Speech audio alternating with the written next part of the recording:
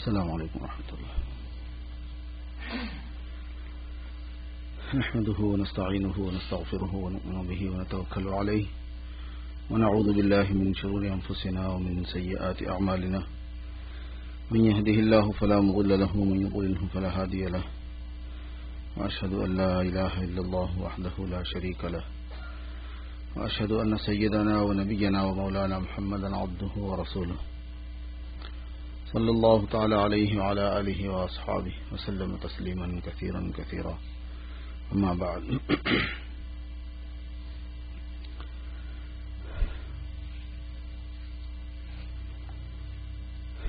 برادران اسلام، رجب کا مبارک مہینہ شروع ہو گیا اور پھر شعبان ہے، پھر رمضان ہے۔ رجب سے ہی گویا رمضان کی تمہید شروع ہو جاتی ہے اور عبادت کا اور عبادات کا جو موسم ہے وہ قریب آنے لگتا ہے، بلکہ یہ رمضان تک نہیں جاتا، ذی الحج تک جاتا ہے، کیونکہ رمضان کے فوری بعد حج والا موسم جو حج کا موسم کہلاتا ہے وہ شروع ہو جاتا ہے۔ یوں تو 12 مہینے اللہ تبارک و تعالیٰ کی طرف سے مقرر ہیں اور 12 مہینے میں اعمال بھی مقرر ہیں، لیکن یہ اخیر کے مہینوں میں کچھ خصوصی جگہوں اور خصوصی اوقات کا بھی خاص لحاظ کیا گیا ہے، اس لیے اس میں خصوصیت بڑھ جاتی ہے کام کرنے کی۔ اسی وجہ سے حضور پاک صلی اللہ علیہ وسلم رجب کے چاند کو دیکھ کر جو دعا فرمایا کرتے تھے اس میں رمضان کا ذکر ہوتا تھا۔ جیسے ایک حدیث شریف میں آتا ہے کہ آپ فرماتے کہ اللہم بارک لنا فی رجبنا و شعبان وبلغنا رمضان، اے اللہ ہمارے رجب میں بھی برکت دیجئے اور ہمارے شعبان میں بھی برکت دیجئے اور ہمیں رمضان تک پہنچائیے۔ گویا آپ کو رمضان کا انتظار رجب سے شروع ہو جاتا تھا، تو گویا آپ کی امت کو بھی رمضان المبارک کا انتظار جو ہے وہ رجب سے شروع ہو جانا چاہیے۔ ذہن کام کرنا شروع کر دے، تیاری کر لے بندہ۔ رمضان کی مصروفیتوں میں بہت سی چیزوں سے خلل ہو سکتا ہے، تو اس کا پریپریشن ہو جائے، تیاری ہو جائے کہ اس کو کیسے ایڈجسٹ کرنا ہے، کیسے سیٹ کرنا ہے۔ اور شعبان کا مہینہ بھی عبادتوں کے اعتبار سے خاص ہے اور رجب کا مہینہ بھی ہے۔ رجب بھی مبارک مہینوں میں سے ہی آتا ہے، بلکہ اسلام سے پہلے رجب میں ایک روزہ رکھنے کا رواج تھا اور ابتدائی اسلام میں بھی وہ رہا، اس کو رجبیہ کہا جاتا تھا۔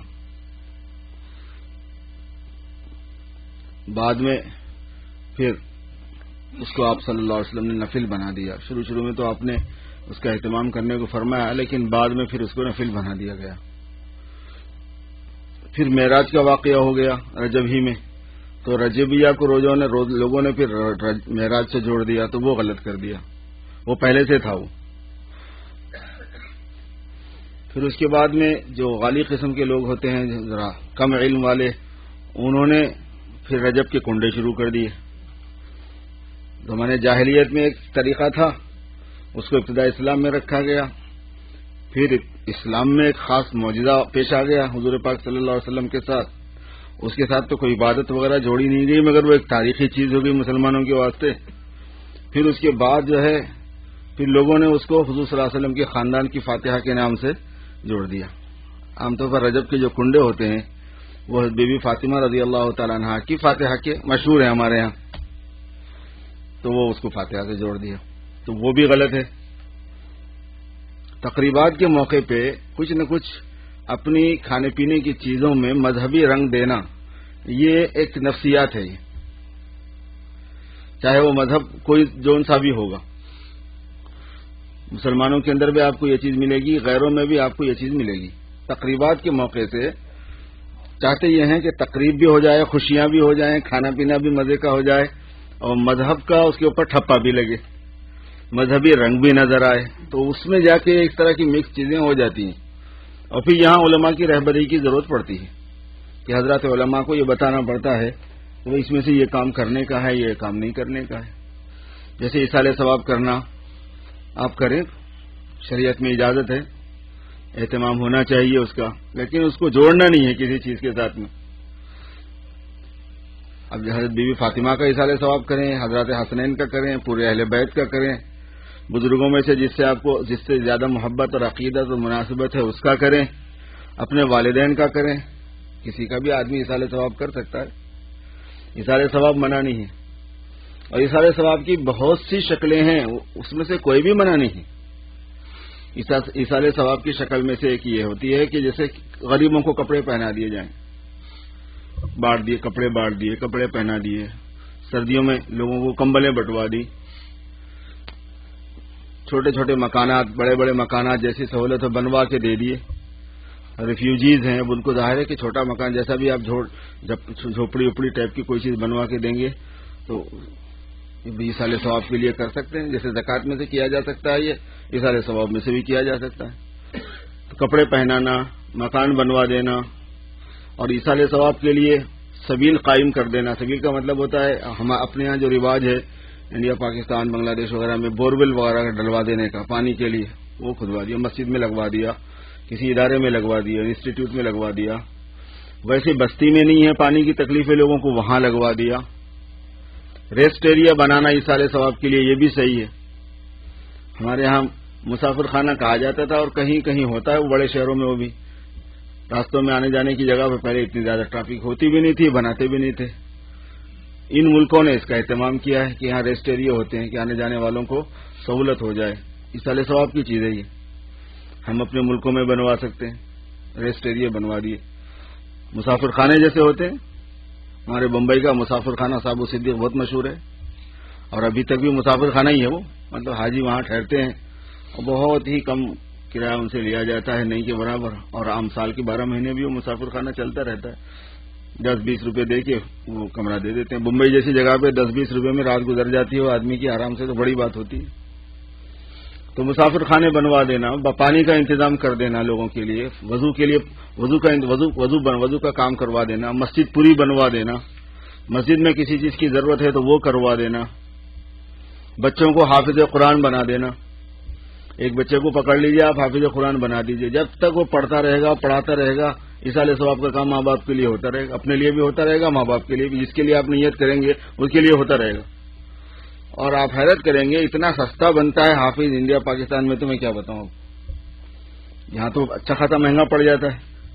پر یہاں پہ بھی بنائے آدمی کو، ملک کے اعتبار سے ضرورتیں ہوتی ہیں، لیکن وہاں تو بہت ہی سستا ہوتا ہے.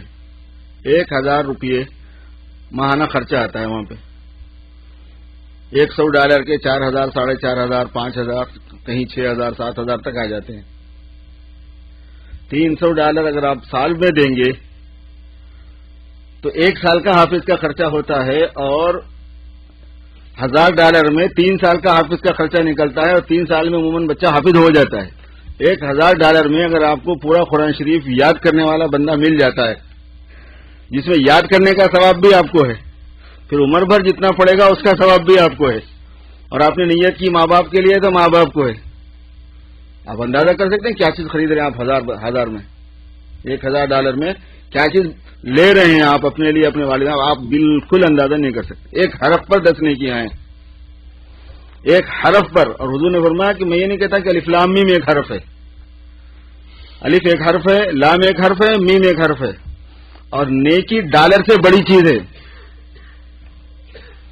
نیکی ڈالر سے بڑی چیز ہے. حسنہ جو ہے وہ ڈالر سے بڑی چیز ہے. جیسے روپیے سے آپ کا ڈالر بڑی چیز ہے نا، ڈالر سے آپ کا کویتی دینار بڑی چیز ہے، پاؤنڈ بڑی چیز ہے. ایسے حسنہ جو ہے وہ ڈالر سے، پاؤنڈ سے، دینار سے، سب سے جتنی دنیا میں کرنسی ہوتی ہے سب سے بڑی چیز ہے، بہت بڑی چیز ہے. کوئی جوڑ ہی نہیں ان دونوں. اور 1 حرف میں 10 ہیں وہ، اور آپ کو 1000 میں مل رہے ہیں. اور وہ کتنے پڑے گا؟ لاکھوں کروڑوں مرتبہ پڑے گا. وہ عمر بھر پڑتا ہی رہے گا. جب حافظ ہے، اللہ ماشاء اللہ کوئی حافظ ہوتا ہے جو مس ہو جاتا ہے، ادھر ادھر نکل گیا، کالجز کے حوالے ہو گیا، پڑھنے پڑھانے دنیاوی تعلیم میں لگ گیا، پھر اس کی عظمت بھی دل میں نہیں رہی قرآن پاک کی، تو بھول بھال گیا. ایسے ہوتے ہیں کچھ، بہت کم ہوتے ہیں، ریئر کیس ہیں یہ. اور اگر کوئی ایسا اپنے علم میں آئے تو اس کو سمجھا منا کے قرآن پاک کی عظمت اور احترام دل میں لا کے اس کو پھر دوبارہ قرآن پاک کی عزت کی طرف اور یاد کی طرف متوجہ کر دینا چاہیے کہ وہ بہت بڑی نحوست ہے، وہ بہت بڑی محرومی ہے کہ قرآن یاد ہونے کے بعد آدمی اس کو چھوڑ ہی دے اور دوسری لائن ہی پکڑ لے. قرآن والی زندگی بھی چھوڑ دیا، قرآن پڑھنا پڑھانا بھی چھوڑ دیا. عالم بنا دیں کسی کو، 8-10 سال کا خرچہ اٹھا لیں، ایصال ثواب کا کام کریں، کون منع کرتا ہے؟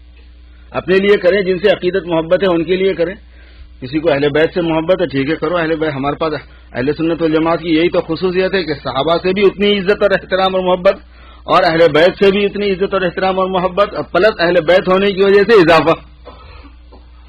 ہمارے پاس اہل بیت کا اضافہ بھی ہے، یعنی حضور صلی اللہ علیہ وسلم کے خاندانی ہونے کی وجہ سے، ان کے خاندان کی وجہ سے خاص زیادہ محبت کرنا، وہ بھی اہل سنت کے پاس ہے. اور پھر صحابہ ہونے کی حیثیت بھی ان میں ہے، اور دوسرے جو صحابہ ہیں ان کی عزت اور احترام میں بھی کوئی فرق نہیں ہونا. محبت میں اور عزت میں اہل بیت عام صحابہ کے ساتھ میں حق رکھتے ہیں، اس سے زیادہ کا حق رکھتے ہیں. فضیلت کے اعتبار سے خلفائے راشدین اپنی جگہ پر ہیں، اہل بیت کو بڑھاتے نہیں ہیں. اہل سنت والجماعت فضیلت میں ابو بکر صدیق سے، حضرت عمر فاروق سے، حضرت عثمان غنی سے، حضرت علی مرتضیٰ سے جو ترتیب خلافت کی ہے نا، اس کے اعتبار سے نہیں، کسی اور کو نہیں بڑھاتے صحابہ میں سے اہل سنت والجماعت والے، کیونکہ حدیثوں میں ویسے ہی ہے، وہ ان کا مقام اپنی جگہ پر ہوتا ہے. صحابہ کی سب کی عزت ہے، اہل بیت کی سب کی عزت ہے. اور ایصال ثواب صحابہ کے لیے بھی کر سکتے ہیں، خلفائے راشدین کے لیے کر سکتے ہیں، امہات المومنین کے لیے کر سکتے ہیں، اہل بیت کے لیے بھی کر سکتے ہیں، بی بی فاطمہ کے لیے بھی کر سکتے ہیں. کیونکہ حضور کو ان سے زیادہ محبت تھی بہت دیکھنے کے اعتبار سے، تو مسلمان بھی چاہتا ہے کہ اپنی محبت بھی ان کے ساتھ اور ذرا جوڑ کے دکھائے تاکہ حضور پاک صلی اللہ علیہ وسلم کی کل کے دن شفاعت زیادہ سے زیادہ مل سکے. مگر حضور پاک صلی اللہ علیہ وسلم کو جو محبت تھی وہ حضرات سب صحابہ سے ویسی تھی، اور خلفاء راشدین سے ظاہر ہے کہ اسی اعتبار سے تھی، امہات المومنین سے ظاہر ہے اسی اعتبار سے تھی، ابوبکر صدیق سے ظاہر ہے اس اعتبار سے تھی. صدیق اکبر رضی اللہ تعالیٰ عنہ سے جو حضور صلی اللہ علیہ وسلم کو محبت تھی وہ تو کسی سے نہیں تھی، خاندان میں بھی کسی سے نہیں تھی. حضور نے فرمایا کہ لو کنت متخذا خلیلا لاتخذت ابا بکر خلیلا، اگر اللہ کے علاوہ کسی کو خلیل بنانا ہوتا مجھے تو میں ابو بکر کو بناتا رضی اللہ تعالیٰ عنہ وارضاہ. اور خلیل کہتے ہیں دل کی گہرائی سے کسی کو محبت کرنے اور چاہنے کو، کہ دل میں سوائے اللہ کے میرے پاس کسی کی جگہ نہیں ہے، لیکن اگر رکھنا ہوتا کسی کو تو ابو بکر کو رکھ لیتا. یہ حضور پاک صلی اللہ علیہ وسلم نے فرمایا. تو ٹھیک، صحابہ کے لیے کرے، اہل بیت کے لیے کرے، خلفاء راشدین کے لیے کرے، اپنے والدین کے لیے کرے، اپنے لیے کرے. بہت سے لوگ اپنے لیے نہیں کرتے، اور بہت سے لوگ اپنے والدین جو زندہ ہیں ان کے لیے نہیں کرتے، جو وفات پا گئے ان کے لیے کرتے. کیوں بھائی زندوں کو ایصال ثواب نہیں ہو سکتا کیا؟ زندوں کو ہو سکتا ہے، زندوں کے لیے کر سکتے آپ. ابھی والدین آپ کی حیات ہوں، ان کی طرف سے حافظ بنائیں، ان کی طرف سے عالم بنائیں، ان کی طرف سے مساجد بنائیں، ان کی طرف سے انسٹیٹیوٹس بنائیں. زندوں کی طرف سے بھی کیا جا سکتا ہے. اور اپنے لیے جو ہے اس کا خاص اہتمام ہونا چاہیے. ہم نے سب کو پوچھا اور خود کو نہیں پوچھا، یہ تھوڑی ہوتا ہے. پہلے آپ اپنا کھانا تو کھاتے ہی رہتے ہیں، اس کے بعد دوسروں کو کھلاتے ہیں. اور یہ ہے کہ آپ کے دل میں درد ہے، آپ کچھ کر رہے ہیں، جو حالات چل رہے ہیں اسے نہیں لگتا کہ ہماری خبر پہ آگے کوئی فاتحہ واتحہ پڑے گا. بس ایک وقت دفنا کے نکل گئے تو نکل گئے، قصہ ختم. گاڑیاں 40 کی اسپیڈ سے 50 کی اسپیڈ سے قبرستان کے بازو سے بھاگ رہی ہوتی ہیں، کوئی نہیں پوچھ کے دیکھتا کہ بازو میں کیا ہو رہا ہے. اپنی فکر کر لو پہلے، اپنے ایصال ثواب کا اہتمام زیادہ ہو جائے کہ ذخیرہ آخرت ہو جائے، صدقہ جاریہ ہو جائے. کہ میں اگر مر جاؤں سڈنلی تو میرے لیے کیا ہے، کتنا میں گنہگار ہوں، کتنی غلطیاں مجھ سے ہوئی ہیں، کیا میں نے تیاری کی ہے، راستہ اتنا لمبا ہے، توشہ میرے ساتھ کچھ نہیں ہے، کیا ہوگا قبر میں میرا، حشر کا اتنا طویل راستہ بغیر اعمال اور حسنات کی کیسے گزرے گا، کیونکہ وہاں کا تو وہی توشہ ہے. میں نے کیا کیا، کتنے پیسے مجھے اللہ نے اب تک دیے. آدمی ہمیشہ اپنی تنگی کو روتا رہتا ہے کہ مجھے ایسا ٹائٹ کیا ہوا ہے، مجھے یہ نہیں ملتا، میرا یہ کام نہیں ہو رہا، میرا وہ کام. حساب تو لگائے کہ ایک پینی سے لے کے آج تک آپ نے کتنے خرچ کیے ہوں گے، وہ سب کس نے دیے تھے، تو کیوں اس میں تھوڑا سا ایڈجسٹمنٹ نہیں ہوا. اب ہو سکتا ہے بندہ اگر جیسے اور دوسرے اخراجات ہیں اس کو بھی لگا لے اپنے ساتھ میں، اور لگاتے ہیں بہت سے لوگ ماشاءاللہ موفق لوگ جو ہیں، جو باتوفیق جن کو کہتے ہیں، ان کو بڑی برابر فکر رہتی ہے، برابر کرتے رہتے ہیں وہ لوگ، بولنا نہیں پڑتا، ان کو بتانا نہیں پڑتا، وہ خود ہی فکر میں لگے ہوئے ہیں، یا تو ان کو اپنے خاندانی نسبت سے چیز ملی ہوئی ہے، یا کہیں اٹھتے بیٹھتے سنتے سناتے ان کے دل میں وہ بات آ گئی ہے اپنے آخرت کی تیاری کی، وہ لگائے رہتے ہیں، حافظ بھی بنا رہے ہیں بچوں کو، عالم بھی بنا رہے ہیں بچوں کو، اداروں میں بھی شرکت کر رہے ہیں۔ ایصال ثواب کی یہ شکلیں ہیں اصل زیادہ۔ کھانا کھلانا یہ بھی ایصال ثواب ہے۔ اب کھانا کھلانا ایصال ثواب ہے تو عام طور پر گھروں میں یہ ہوتا ہے کہ یار سب کو کھلانے غریبوں کو، تو خود کیوں نہ کھائے، تو خود پکا لیا اپنا، اب اپن بھی پکا لیے، غریبوں کے لیے بھی پکا لیا، تو اب مولوی صاحب کو بلا کے فاتحہ دلا دو، اور وہ اس کو فاتحہ دلا دیا۔ اور مولوی صاحب نے کہا کہ جب تک سامنے نہیں ہوگا اس وقت تک طاقت سے نہیں پڑھوں گا، تو کہنے لگے سامنے بھی لاؤ، سامنے لاؤ تو پھر خوشبو بھی جلاؤ، اور پھر وہ بالکل شیپ جو ہے نا وہ برہمنوں والی بن گئی، حالانکہ ایصال ثواب اپنی جگہ پر ہے، ایصال ثواب منع نہیں ہے، یہ سب جو کیا نا اس میں مرچی مسالہ جو لگا اس میں آ کے گڑبڑ ہو گئی، مولویوں کا ٹھپا لگ گیا، اور ایک مرتبہ مولوی کا ٹھپا لگنے کے بعد کسی کا باپ نہیں ہٹا سکتا، یاد رکھ لیجیے آپ، کسی کے بس میں نہیں ہے وہ چیز، کیونکہ وہ لگاتا نہیں ٹھپا، معمولی فتوا دیتے ہیں جو ہے بدعت ہونے کا ہے، ناجائز ہونے کا جو فتوا مولوی دیتا ہے وہ خامخواہ نہیں لگاتا، وہ اللہ کی طرف سے لگاتا ہے، دیکھ دیکھ کے، چونکہ اللہ بولتے نہیں اس کو لگا دو بول کے، لیکن وہ اصول جو ضابطے بنے ہوئے ہیں اسلام کے، چونکہ اسلام باقی رہنے والا ہے، اسلام کو کوئی ڈیمیج نہیں کر سکتا، وہ لگتا ادھر سے ہے پھر نہیں ہٹتا۔ وہ حضرت الیاس صاحب رحمۃ اللہ علیہ فرمایا کرتے تھے، سنا تبلیغ کے ذمہ داروں کو کہ مولوی کی نا سے بچو، جس دن اس کی نا ہو گئی نا تو تمہارا باپ ہاں نہیں کرا سکتا اس کو۔ بے احتیاطیاں بے اصولیاں کر کے جو بعض مرتبہ گڑبڑ کر لیتے ہیں ساتھی، ان کو اندازہ نہیں ہوتا کہ مسائل پہ کتنا اثر پڑ سکتا ہے اس سے۔ تو ہوا یہ کہ وہ ایصال ثواب میں یہ گڑبڑ ہوئی ہے اصل، ورنہ جو ہے نا آپ اہل بیت کے نام سے کھانا کھلائیں کوئی منع نہیں کرتا۔ وہ جو کھانا پینا ہوتا ہے جس پہ پورے پہ پڑھا جاتا ہے، تو قاعدہ ایک یاد رکھ لیجئے، جس کھانے پہ آپ ایصال ثواب کی نیت کر لیں گے اس کھانے کو خود نہیں کھا سکتے۔ آ گئی بات سمجھ میں؟ اب یہ پورا دیگ بنایا، ایصال ثواب کے لیے بنا لیا، اور اس پہ نیت بھی کر لی کہ یہ ایصال ثواب کے لیے بنا ہے، پھر اس میں سے کھانا ایسے ہی ہے جس سے قے کر کے چاٹنا۔ آپ نے صدقے کے غریب کے لیے اس کا حق مقرر کر دیا کہ یہ میں نے غریب کو دیا، پھر کیوں بھائی؟ اور اگر نیت نہیں کی، اس پہ فاتحہ نہیں دلوائی، بلکہ پکا لیا کھانا، 10 فقیروں کو کھانا کھلا دیا، 10 کا کھانا اور اس میں بچا ہوا تھا، گھر والوں نے کھا لیا، تو 10 کا ایصال ثواب ہوا، 10 پہ فاتحہ ہوئی، 10 پہ نہیں ہوئی۔ اور مولویوں نے تو یہ کرا دیا، جاہل مولویوں نے، کہ پوری ہنڈی پہ فاتحہ کی نیت کروا دی۔ جب اس پہ فاتحہ پڑھوا دی تو نیت کروا دیتے کہ یہ پورا فاتحہ کا ہو گیا۔ وہ چکر بازیاں تھی تھوڑی، لوگوں کو اندازہ نہیں ہے، اس میں بڑی چکریں چلتے ہیں، چھوٹی چھوٹی چیزوں پہ چھچوری حرکتوں میں لوگ ہرس میں آ جاتے ہیں۔ ہمارے ہاں ایک 13 تیزی بول کے ہوتی ہے، پتہ نہیں آپ کے یہاں ہوتی کہ نہیں ہوتی۔ 13 تیزی کا مطلب یہ ہوتا ہے کہ سفر کی کون سی تاریخ ہے وہ 13، سفر کی 13 تاریخ کو بلائیں نازل ہوتی ہیں، ایک کانسیپٹ ہے۔ اچھا یہ زمانے جاہلیت میں بھی تھا۔ عبداللہ ابن مسعود رضی اللہ تعالیٰ فرماتے ہیں کہ جب سفر کا مہینہ آتا تو ہمیں بڑی فکر ہوتی تھی، چونکہ یہ بات پہلے سے مشہور تھی کہ سفر میں بلائیں زیادہ نازل ہوتی۔ تو حضرت عبداللہ ابن مسعود رضی اللہ تعالیٰ عنہ نے فرمایا کہ ما منا الا وان اللہ یذہبہ بالتوکل، ہم کو بھی یہ وسوسے ستاتے تھے، لیکن اللہ پر بھروسہ کرنے کی وجہ سے وہ چیزیں چلی جاتی تھی، ہم توکل سے ان کو بھگا دیتے تھے۔ کچھ نہیں، نفع نقصان اللہ کے ہاتھ میں، اللہ پہ بھروسہ کر لیا اور اللہ سے عافیت مانگ لی تو ساری بلائیں محوستیں ٹل جاتی۔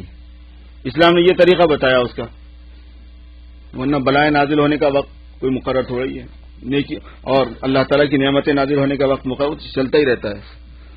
اللیل والنہار، راتوں میں بھی ہوتا ہے، دن میں بھی ہوتا ہے، سب دنوں میں ہوتا ہے، سب راتوں میں ہوتا رہتا ہے۔ وہ سفر کے مہینے میں ایسا ہوتا ہے۔ تو ایسے اس میں جو 13 تیزی ہوتی ہے ہمارے حیدرآباد میں، تو اس میں 13 تیزی کرو 13 تیزی کرو بول کے لوگ فقیر آتے ہیں سارے کے سارے۔ آپ کو پتا ہے وہ لوگ کیا وصول کرتے ہیں؟ وہ لوگ ایک پیالی میں تیل اور ایک انڈا یہ وصول کرتے ہیں۔ انڈا دو، انڈا تیل دو۔ مصیبت ہٹانے کے واسطے انڈا تیل کی کیا خصوصیت ہے؟ پہلے انڈا مانگتے تھے سنا، پھر اس کے بعد تیل بھی مانگنے لگے۔ قصہ یہ ہے کہ کھانے کے لیے صبح فجر میں نکالنا ہوتا ہے اس کو، بلکہ رات کے 4 بجے سے پکارنا شروع کر دیتے ہیں، اور صبح آپ کیا کرتے ہیں؟ فجر کے بعد ناشتے میں انڈا کھاتے ہیں۔ تو اب انڈا تو لا لیا وصول کر کے، تیل نہیں لائے تو تیل لانے کون جائے گا دکان پہ؟ تو لگا دیا کہ انڈا تیل دینا تیرا تیزی پہ، تو تاکہ وہ جتنے فقراء وصول کرنے والے ہیں صبح انڈا تل کے کھانے میں ساری مصیبت تل کے کھا جاتے ہیں وہ۔ تو مراسم جو ہوا کرتے ہیں، بدعات جو ہوا کرتے ہیں، وہ اس طرح سے آیا کرتے ہیں۔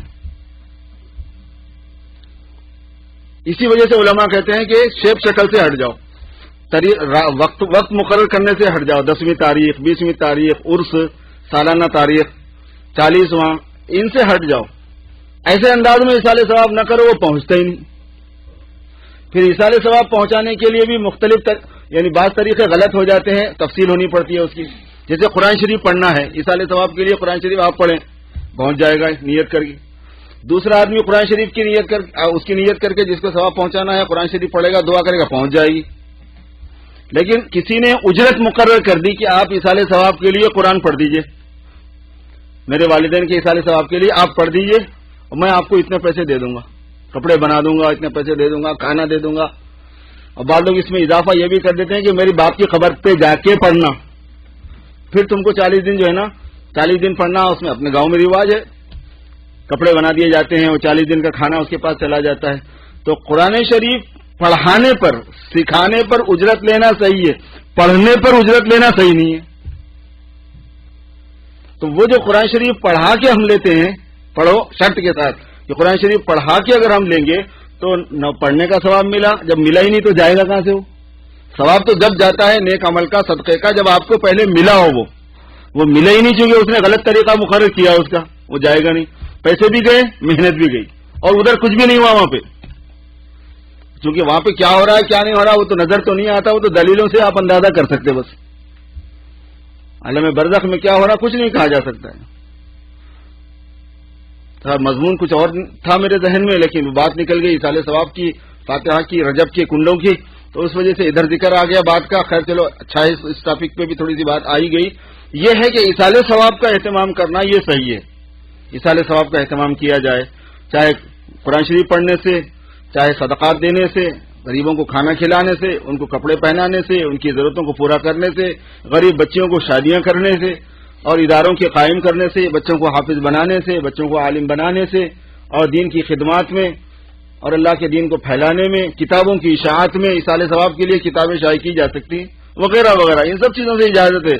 لیکن کسی طریقے کو مقرر کر کے اس کو خاص شیپ شکل میں لانا، چونکہ یہ مقرر کردہ طریقہ نہیں ہے اس شریعت میں حضور پاک صلی اللہ علیہ وسلم کی طرف سے، اس لیے علماء اس کو منع کرتے ہیں۔ یہ دونوں چیزوں میں فرق ہے۔